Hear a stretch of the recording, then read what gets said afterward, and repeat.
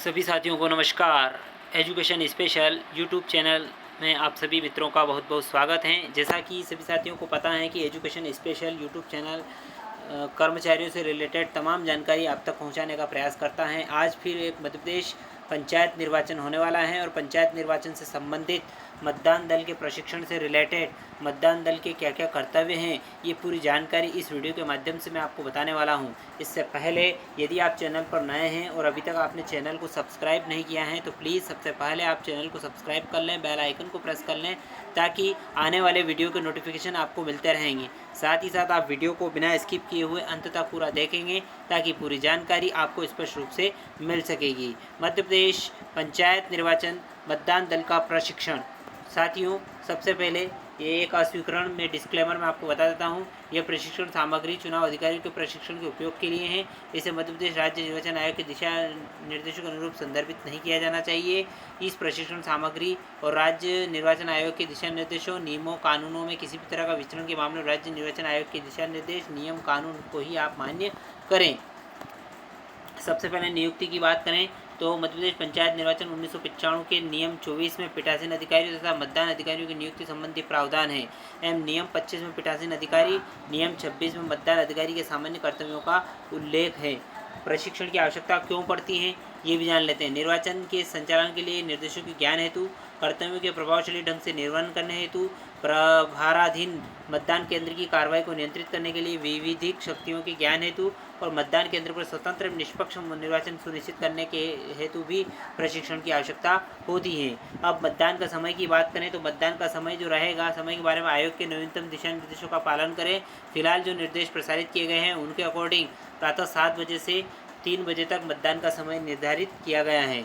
अगले बिंदु की जानकारी करें, मतदान सामग्री की बात करें तो मतदान सामग्री में मतदान सामग्री का संग्रह, मतपेटी, मतदाताओं का रजिस्टर, मतदाता पर्ची और निर्वाचक नामावली 3 नंबर यहाँ पर हैं। मतदान सामग्री के अंतर्गत सामग्री का संग्रह फर्स्ट अमिट शाही जिसमें 2 file, CC, address tag for CU, address tag for BU और स्पेशल टैग। हालांकि पंचायत चुनाव में इन सीयू और बीयू का ज़रूरत नहीं है क्योंकि मतपत्र से ही निर्वाचन होगा।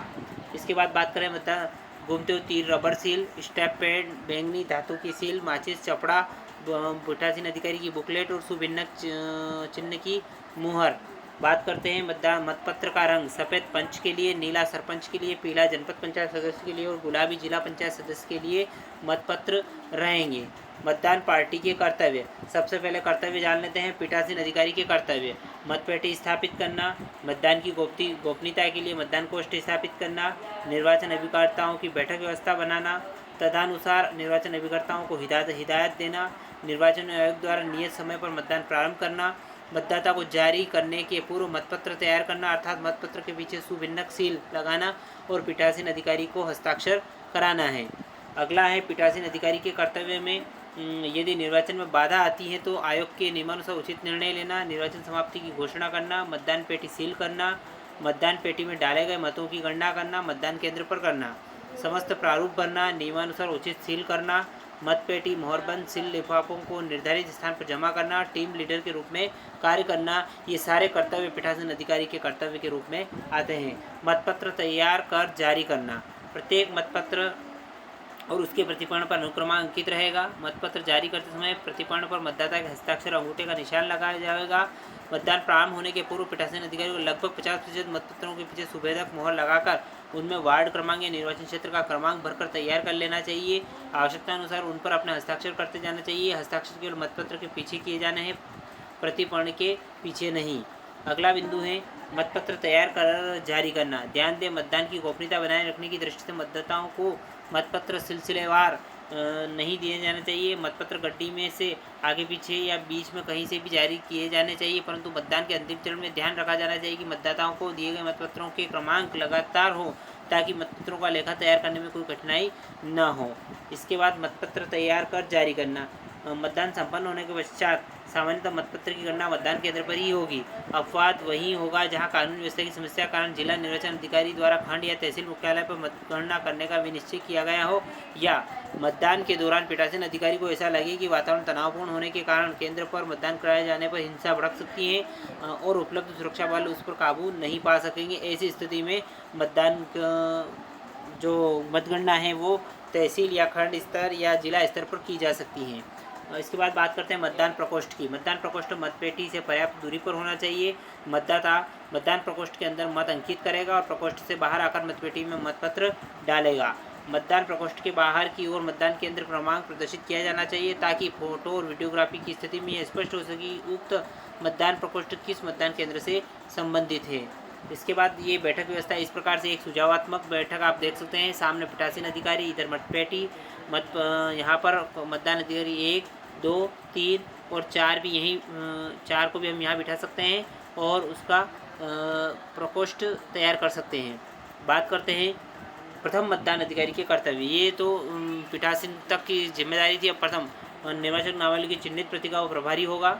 मतदाता से वोटर स्लिप प्राप्त करना, मतदाता की पहचान स्थापित होने के बाद वोटर स्लिप मतदाता को वापस देना, मतदाता का वोटर लिस्ट में नाम खोजकर उच्चारण करना, निर्वाचक नामावली के लिए पहचान के लिए उत्तरदायी, निर्वाचन नामावली की चिन्हित प्रति में पुरुष मतदाता को डायगोनिकली क्रॉस विकर्ण लगाना और महिला मतदाता को रेखांकित करना और क्रॉस विकर्ण के साथ साथ क्रम संख्या पर गोला भी लगाया। अन्य मतदाताओं की क्रम संख्या पर केवल राइट का निशान लगाया जाएगा।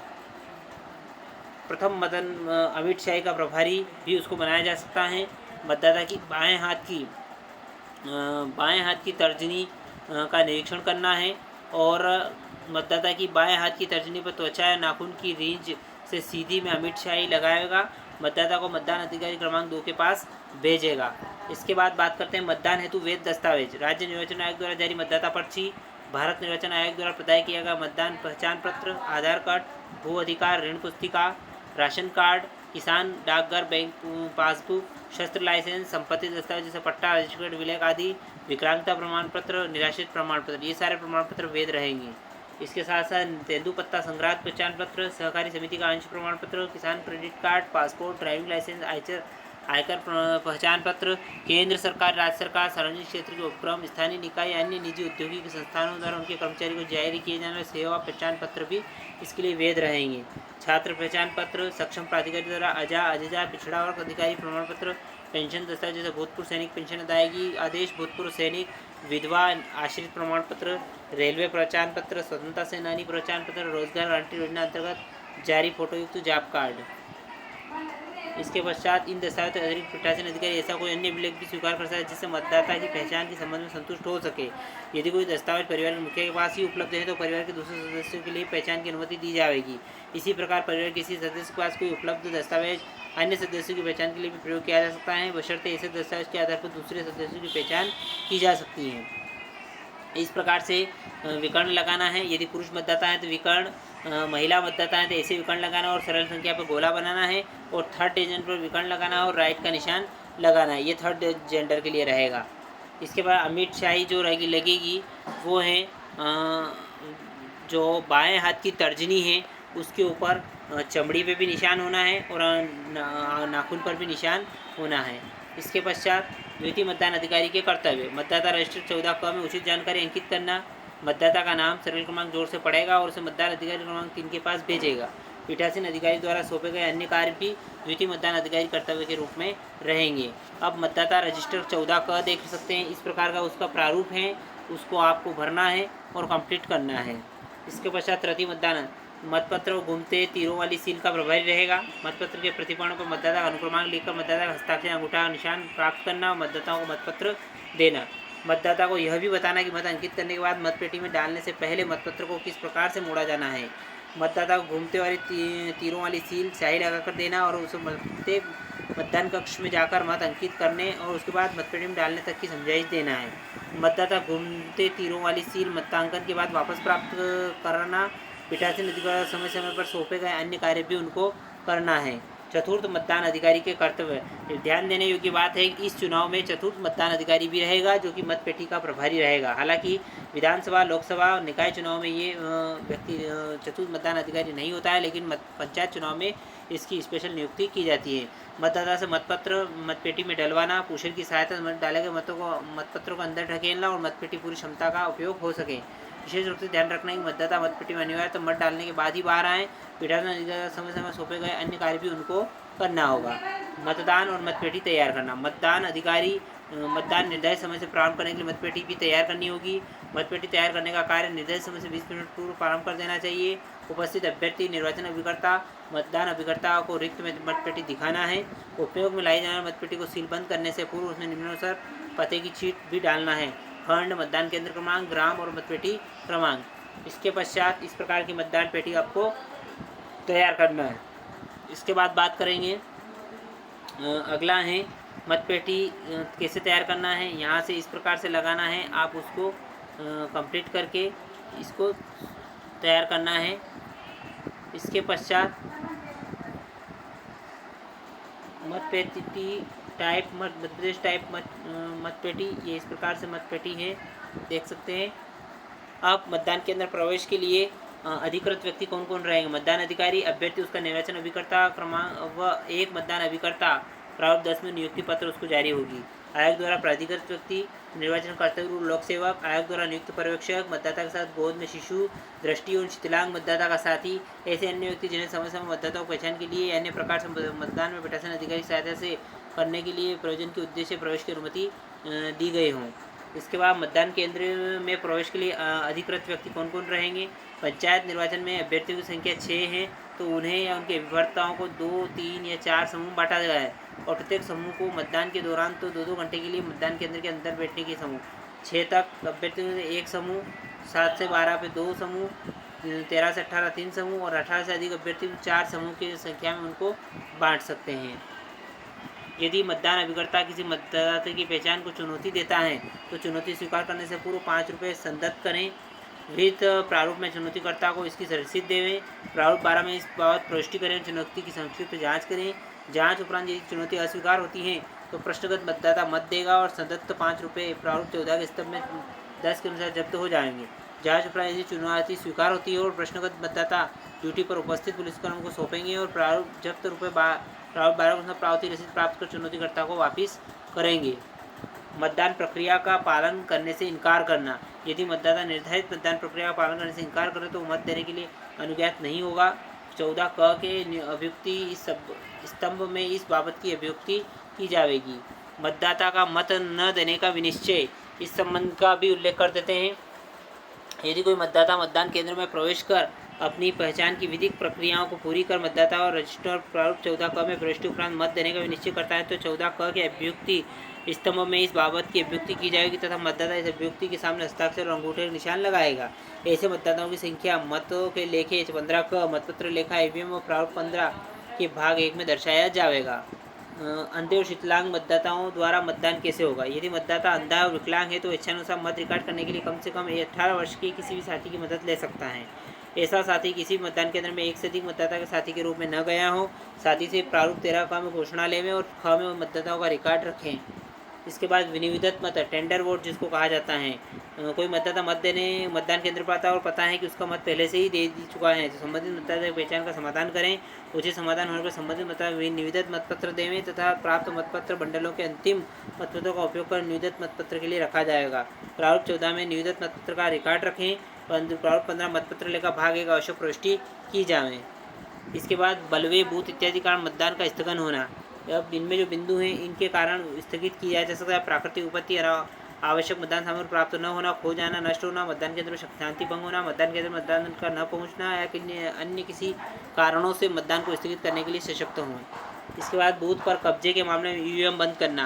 मध्य प्रदेश पंचायत निर्वाचन 1995 की धारा 72 P के अनुसार यदि पीठासीन अधिकारी की राय है कि मतदान केंद्र पर कब्जा किया जा रहा है तो यह सुनिश्चित करने के लिए आगे कोई और मत न डालें, तत्काल मतदान मशीन की कंट्रोल यूनिट को बंद कर देगा व वेरिएट कंट्रोल यूनिट को आगे अलग कर देता। हालांकि ये ईवीएम मशीन के संबंध में है।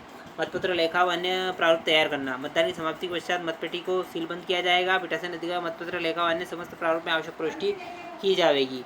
इसके पश्चात फॉर्म जो है वो आप देख सकते हैं, जो इस प्रकार से निर्वाचन लड़ने वाले अभ्यर्थी को 8 क से घ तक 3 सेट में लेना है। अपेक्षित मतों की सूची प्रारूप 12 1 नग, अंधे शीतलांग 1 नग, अंधे शीतलांग मतदाताओं की सूची 13 ख 1 नग, नियुक्त मतों की सूची 14 1 नग और मतदाता रजिस्टर 1 नग। मतपत्र लेखा प्रारंभिक गणना का परिणाम अभ्यर्थियों की संख्या +3, अभिलिखित मतों का लेखा 15 क, अभ्यर्थियों की संख्या +3, मतों की गणना का परिणाम पंच के लिए प्रारूप 16, अभ्यर्थियों की संख्या +3। इस प्रकार से आपको लेना है।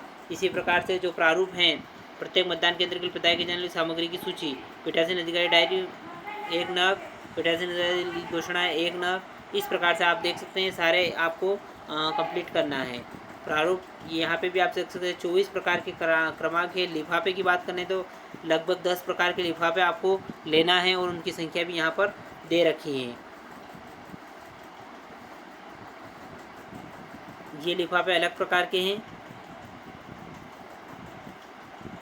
साइन बोर्ड, भीतर जाने का रास्ता, बाहर जाने का रास्ता, इस प्रकार के साइन बोर्ड भी आपको लेना है। स्टेशनरी में लगभग 28 प्रकार की स्टेशनरी आपको लेना है। तो साथियों, आशा करता हूँ कि पूरा वीडियो आपको पसंद आया होगा। यदि वीडियो अच्छा लगे तो इस लाइक करें, शेयर करें, कमेंट करें। एक बार और आपसे निवेदन है, यदि आपने अभी तक चैनल को सब्सक्राइब नहीं किया है तो प्लीज़ आप चैनल को सब्सक्राइब कर लें, बेल आइकन को प्रेस कर लें ताकि आने वाले वीडियो की नोटिफिकेशन आपको मिलते रहेंगे। धन्यवाद साथियों। जय हिंद, जय भारत।